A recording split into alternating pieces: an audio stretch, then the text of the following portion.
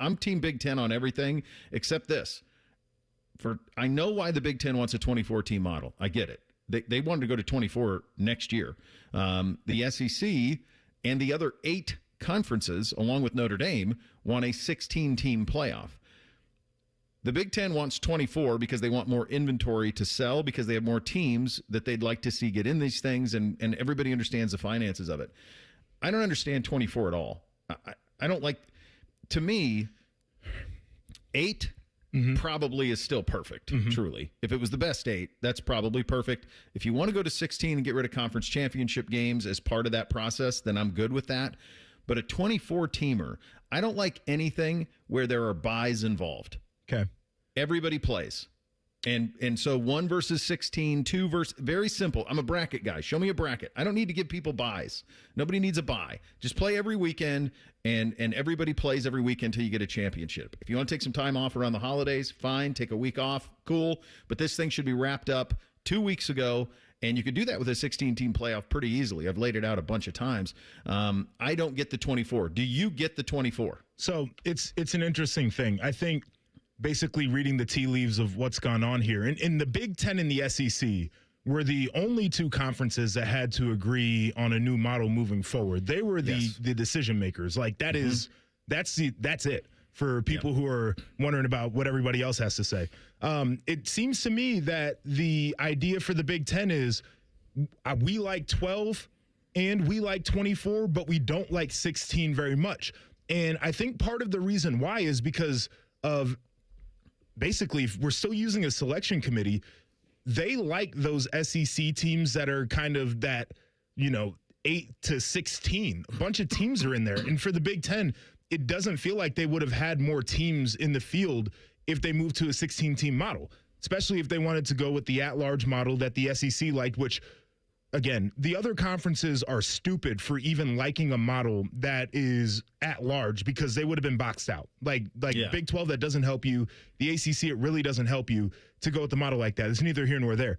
I think the Big 10 says if we get to 24, that's where more of our teams would be available to be in the bracket, because you guys kind of like us more from 17 to 25 than you do from maybe 8 to 16. So the Big 10 has made it pretty clear in my mind that 12 teams are okay with, because they feel like they can get decent amount of teams into the field. They feel like they can be very competitive. Obviously, have won the last 3. But if they're going to expand, they have to expand it to a place where the selection committee would put more of their teams in. And I don't think 16's really getting it done for the Big Ten in that case. I think that's short-sighted, though, buddy. It might be, but I think that's the way they're thinking. It might be. If it is, I think that's a mistake, because I think if that's the case, first of all, it's a defeatist attitude. That's saying we don't believe that you respect us enough to have enough teams in the 16. The Big Ten has won the last 3, and people still talk about the SEC as if it's the king of college football. People They're serious people, though. No, they're the people on the committee. They love Texas. I don't think, Texas by the end of the year, maybe Arch is playing a little bit better. That was a bad defense by the end of the year. They weren't a good team. They loved Vanderbilt, and then we watched what Iowa did to them, right? Like Iowa's better than Vanderbilt. Vanderbilt would have been in a 16-team field, and that's what the Big Ten's seeing right now. I think we talked about that a little bit with the final AP poll, too, with Alabama being 7 spots higher than Didn't they move Iowa up with the 4 losses. in the AP after losing in the playoffs? I think that might have been the case. I think they might have been. I think that's just lazy. I think it was after the SEC championship game. I don't know if it was after I think the playoff, they're ranking. They're ranked 9 right now. Yeah, I don't know what I think they they were might in the have been final 10 AP poll. in the final AP, which is insane. Let me see let's see if they actually We can look moved it up. So I got it right here. So week 16, Bama was 9, so they just stayed. Okay. They just stayed where they were. I mean, it's asinine. And that's part of the problem. Bo, I'm going to, and I don't think this is the case, but if it is, I'm going to give Tony Petitti a little bit of credit here. And like I said, I don't believe this is the case. I believe the Big Ten wants 24 because they want more money. They want more teams in the college football playoff. They want a bigger TV contract. They want more inventory, as we've talked about. But what if Tony Petitti looked ahead and said, we realize that Ohio State isn't going to be able to have 6 4- and 5-star wide receivers anymore because of the way this is going, and that Michigan isn't going to be able to have a 3 deep on their defensive line like they have in the past. we realize that our teams moving forward aren't going to be undefeated anymore. They're going to have 1 or 2 or maybe 3 losses. And maybe they realize that college football, which has already probably got more parity than it's ever had in our lifetimes, is going to get even more parity moving forward because you're not going to be able to stockpile talent. You're not going to be able to develop talent really anymore because guys are leaving. And maybe they said, we want to get 24 because we know this sport is getting more and more on a level playing field as far as the talent being dispersed. Sure. Which means, because he said it, he said the word, our 8-4 team. He said it, yeah. So maybe they're looking at a world where 8-4 teams are going to get in this thing because they're just as good as an 11-2 team. That's fine, but everything that you just said, you could also apply to the SEC. Right. You could apply that to anybody because what is going to happen, and what's already happened, I mean, the Big Ten's won the last 3 national titles. You've heard the dialogue from Saban. You've heard it from Feinbaum. Like, they know that they cannot compete with the massive universities and the massive infrastructure that's up here, the dollars that are up here as a conference. Texas A&M can. There are some that can. Texas can. Oklahoma can. There's some in their league that have industry, that have oil money, that can hang. Auburn, people don't realize, Auburn's got a lot of money. LSU's got a ton of money. Those programs can hang. Bama can't. Florida can't. There's a lot of them that don't have that type of money. So I guess my point is to me, the situation of worrying about the way that your teams are perceived in 2024 and 5 is not the way your teams are going to be perceived, I think, even in 2026. I don't know, man. You're already seeing it. If you look at the preseason polls for next year, like the way too early top 25s, a lot of people have Indiana number 1. Right. It's a complete roster flip at Indiana. I think who watched the Hoover kid play at TCU to know that he can be good? He's not Mendoza coming in. I think we've gotten to the point where we're all comfortable saying that the top of the sport is the Big Ten. But everybody was saying it this year, and I did not necessarily agree with this take that, oh, yeah, well, the Big Ten's got the top teams, but the SEC is just far deeper. I don't buy that. But I think that's where you're filling out most of the bracket is with those teams that are kind of like, okay, you got a couple losses, maybe you got 3 losses, whatever the case is. Everybody prefers a 3-loss SEC team to a 3-loss Big Ten team. Everybody does. It's just the way that it's been. And I think that thought process is ingrained. So as long as this is a selection committee-based model, I think the idea is we have to get to 24 so we can capture all of our teams that are the same record as the rest of the teams, but they just don't respect them as much because they still think that conference is deeper, or we keep it where it's at because we know our top teams can compete either way. What if we took the subjectiveness out of it? What if there was a system I would used love a that. combination of polls and strength of schedule and Go back to quality the old wins and BCS. losses? Yeah. What if there was a system that existed that took the subjectiveness out of it, or at least limited its power? Wouldn't that be something if we had something like that? It would be great. What if there was a show that's been pushing that for a long time? Come on, that's pretty easy. Can I jump in with one other thing? Because you said something that really stood out to me. You're like, Feinbaum has said it.